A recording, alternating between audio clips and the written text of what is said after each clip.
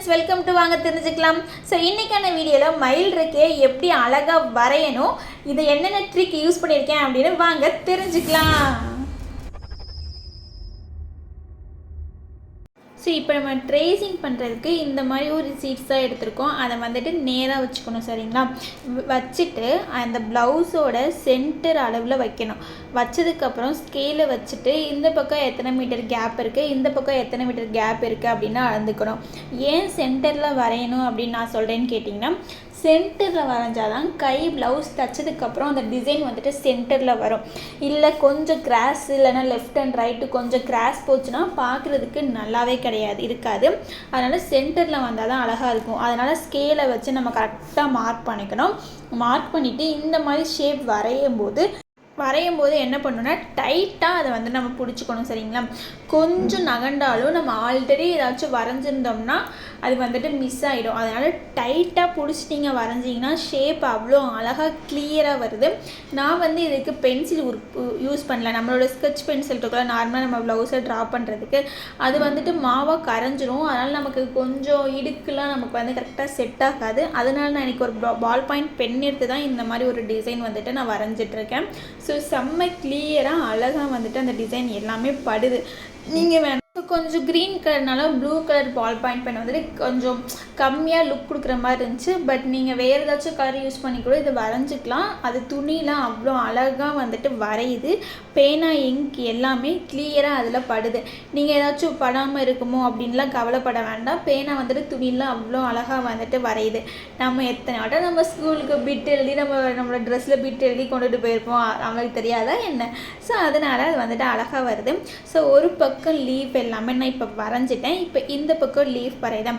அதை 1க்கு 2 வாட்டை வந்துட்டு அவுட்லைன் வந்துட்டு நீங்கள் கொடுத்துக்கோங்க. அப்போ தான் வந்துட்டு அழகாக இருக்கும் பார்க்குறதுக்கு. நமக்கு கிளியராக தெரியும், ஷேப் வந்துட்டு கிளியராக தெரியும். வளைவு சுழிவு நெளிவு எல்லாமே நமக்கு வந்துட்டு பக்காவாக தெரியும். அதனால் 2க்கு 3 வாட்டை கொடுத்துக்கோங்க, சரிங்களா? இது பண்ணுறதுக்கு எனக்கு கொஞ்சம் 5 நிமிஷம் தான் ஆச்சு. இந்த வீடியோ வந்துட்டு நான் ஃபாஸ்ட் மோஷன் ஃப்ரீடு ஸ்லோ எதுவுமே போடலை, லைவாக அப்படியே கேப்சர் பண்ணி கொடுத்துருக்கேன். எனக்கு கரெக்டாக 5 மினிட்ஸ் தான் ஆச்சு இந்த ஷேப் வந்துட்டு கொண்டு வரதுக்கு, ஓகேங்களா? ஸோ செம்ம கிளியராக பக்காவாக இருக்குது. இப்படி இந்த மெத்தட் நீங்கள் யூஸ் பண்ணிங்கன்னா ஸோ கீழே பண்ணும்போது கொஞ்சம் ஈஸியாக இருந்துச்சு. பட் மேலே வரும்போது ரொம்ப கொஞ்சம் ஷேப்பு மாறுற மாதிரி இருந்துச்சு.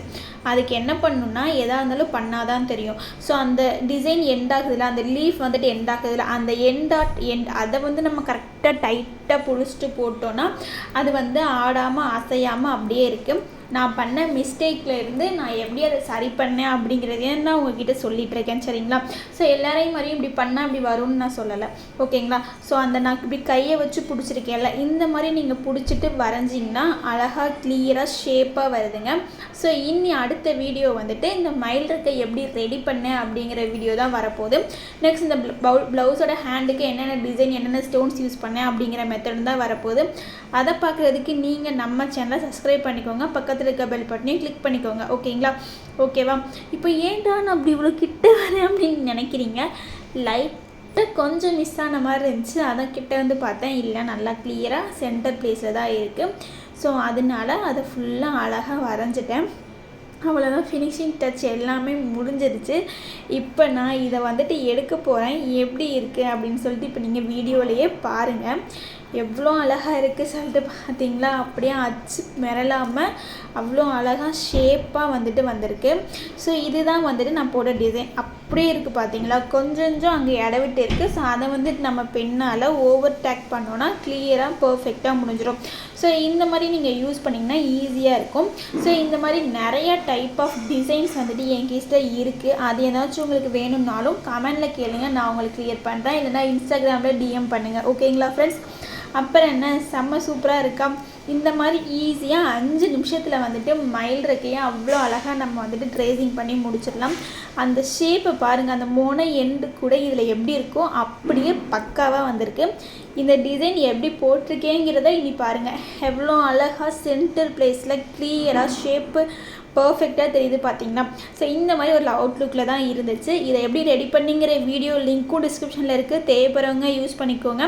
சரி, ஹேண்ட் சொல்லிவிட்டேன். இப்போ கழுத்துக்கு என்ன டிசைன் யூஸ் பண்ண அப்படின்னு தான் நீங்கள் கேட்குறீங்க. அந்த வீடியோ லிங்க்கும் டிஸ்கிரிப்ஷன் இருக்குது, தேவைப்படுறவங்க யூஸ் பண்ணிக்கோங்க. இந்த வீடியோ பிடிச்சதா நம்ம சேனலை சப்ஸ்கிரைப் பண்ணிக்கோங்க, ஒரு லைக் கொடுத்துக்கோங்க. Tata, bye bye.